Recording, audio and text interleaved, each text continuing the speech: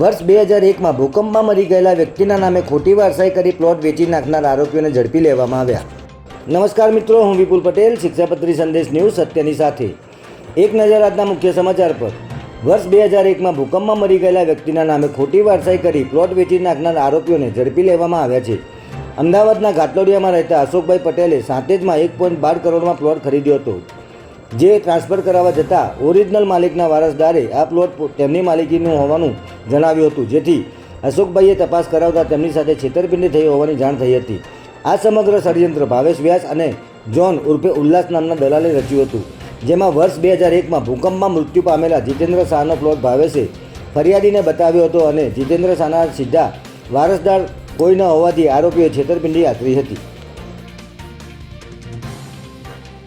બંને દલાલોએ સાંતેજનો પ્લોટ ફરિયાદીને વેચ્યો હતો, જેનો દસ્તાવેજ નિપુલ શાહ અને કોકિલા શાહ પાસે કરાવ્યો હતો, જેમાં સાક્ષી તરીકે તેજસ શાહ અને ધર્મેન્દ્ર પંડ્યાને રાખ્યા હતા.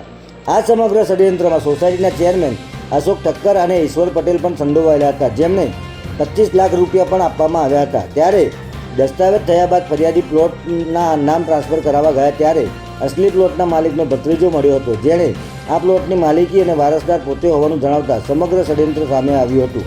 ત્યારે આ મામલે અમદાવાદ ક્રાઇમ બ્રાન્ચની economic offence wing Nipul Shah, Bhavesh Vyas તેમજ તેજસ શાહ અને ધર્મેન્દ્ર પાંડેની ધરપકડ કરી છે. જય હિન્દ, જય ભારત.